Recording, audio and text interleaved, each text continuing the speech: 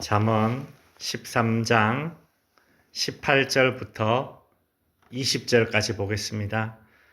훈계를 저버리는 자에게는 궁핍과 수욕이 이르거니와 경계를 받는 자는 존영을 받느니라. 소원을 성취하며 마음에 달아도 미련한 자는 악에서 떠나기를 싫어하느니라. 지혜로운 자와 동행하면 지혜를 얻고 미련한 자와 사귀면 해를 받느니라. 아멘. 어제 본문에서는 다른 사람의 권면을 잘 듣지 않는 사람이 그 이유가 무엇인가 솔로몬은 그 원인을 교만에서 찾았습니다. 교만한 사람은 다른 사람의 말을 잘 듣지 않고 자기의 말만 관철하려고 하다 보니 공동체 안에서 늘 다툼을 일으키죠.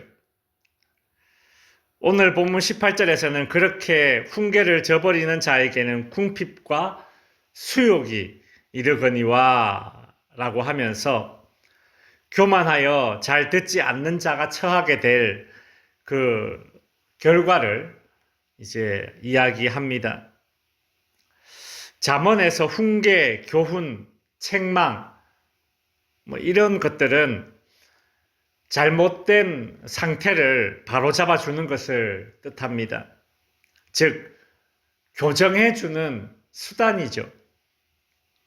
근데 사람이 교만하여 교정받기를 싫어하면 어떻게 되겠습니까? 교정받기를 싫어하면 결과는 실패가 뻔합니다. 어떤 운동을 하든 이 자세가 중요한데 바른 자세로 교정받기를 싫어한다면 그 운동 종목에서 더 이상의 성장은 멈추게 될 것이고 결국 실패하게 될 겁니다. 근데 보십시오. 교정을 거부하면 그 실패가 어떤 실패입니까? 만인 앞에서 실패가 됩니다. 한번 생각해 보십시오. 교만해서 아니 그게 아니고 라고 말하면서 앞에 나섰는데 근데 어떻게 돼요? 실패하는 겁니다. 그럼 그 사람의 교만은 부끄러운 것이 되고 그 사람이 아는 척 했던 거 혹은 뭐 할 수 있는 척 했던 거 그게 아무것도 아닌 것이 돼버리죠. 참 부끄러운 순간이 될 것입니다. 훈계를 저버리는 자, 즉 교정받기를 싫어하는 자에게는 수욕이 이릅니다. 오늘 본문에서 수욕이 이른다. 이 수욕이란 가볍게 취급당한다. 그 뜻이 있거든요. 이 참 교만이 가져다 주는 결과의 아이러니라고 할 수 있습니다. 교만한 자가 자기를 높이고 싶고 잘나 보이고 싶어서 교만했는데 근데 결과는 어떻게 돼요? 오히려 가볍게 취급을 당한다는 겁니다. 교만한 자가 그토록 싫어하는 가볍게 취급당하는 상황이 되어버린 거죠. 누군가 나를 교정해 주려고 할 때에 그 교정해 주려고 하는 사람은 때로는 친절할 수도 있고 불친절할 수도 있습니다. 우리가 뭔가를 배울 때에 이렇게 보면 가르치는 사람의 스타일이 다 다르더라고요. 좀 불친절한 스타일로 그렇게 교정해 주는 코치도 있고 또 친절한 스타일로 교정해 주는 코치도 있습니다. 그냥 그런 겁니다. 나의 잘못된 것들이 교정되느냐, 교정 안 되느냐, 그 중요한 일을 상대방 코치의 친절하냐, 불친절하냐로 결정해서는 안 되는 것이죠. 나를 교정해 주는 사람의 태도보다 중요한 것은 그 교정을 받는 나의 태도입니다. 하나님의 말씀이 내 인생의 잘못됨을 교정할 때에 항상 포근한 담요처럼 다가오지 않습니다. 예수님도 마태복음 10장에서 내가 세상에 검을 주러 왔노라. 내가 세상에 칼을 주러 왔다. 그렇게 말씀하셨습니다. 모든 잘못된 것이 교정되는 순간에는 부딪힘이 있습니다. 갈등이 있습니다. 자존심을 내려놓으면, 인내할 수 있다면 그 교정, 그 훈계는 나를 살리는 훈계가 되는 것입니다. 19절 말씀은 인간의 욕구에 대한 교훈을 합니다. 소원을 성취하면 마음에 달아도 미련한 자는 악에서 떠나기를 싫어하느니라.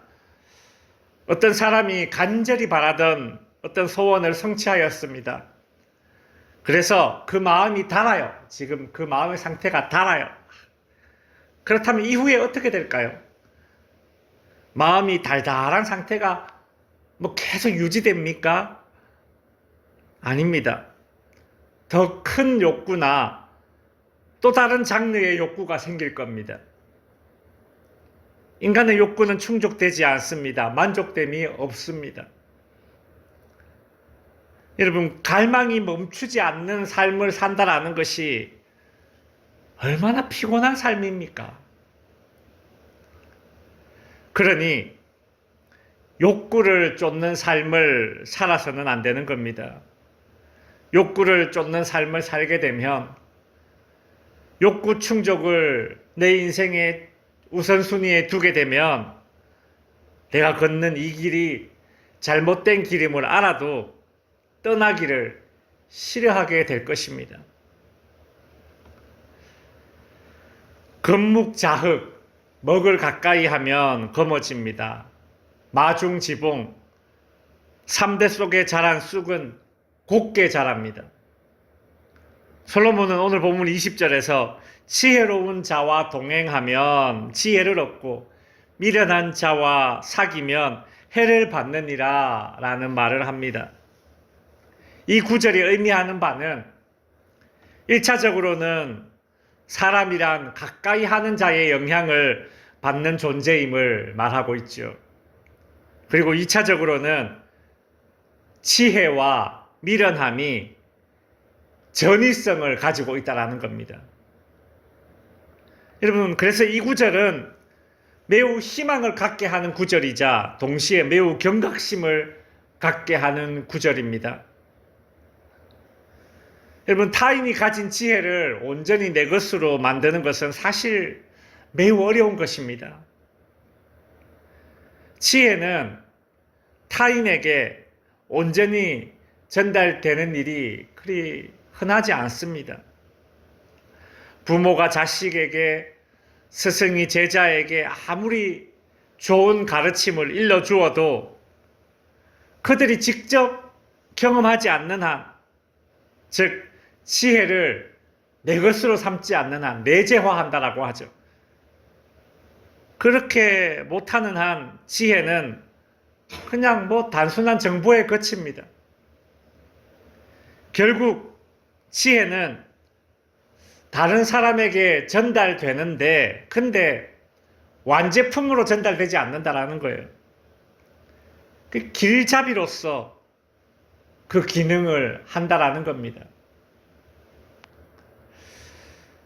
그러니 지혜로운 자와 동행하기를 참 즐겨해야 되고 반대로 미련함도 전위성이 있으니까 미련한 자와 동행하지는 말아야 하는 것입니다.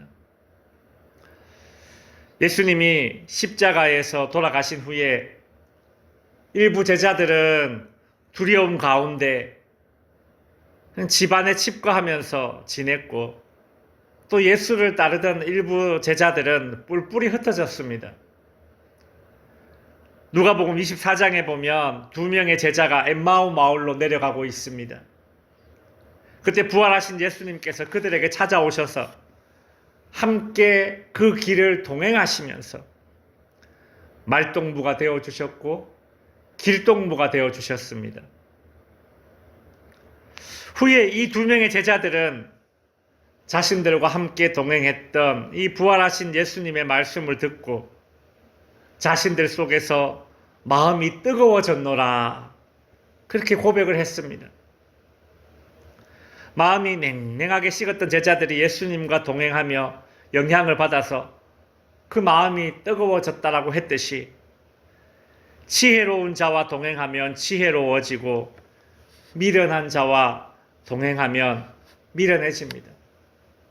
오늘 하루도 우리 주님과 동행하시고 우리 주님이 기뻐하는 그런 일들이 나의 삶에 나의 시간들 속에 하루 일상 속에 동행할 수 있는 그런 은혜가 있기를 원합니다. 기도하겠습니다.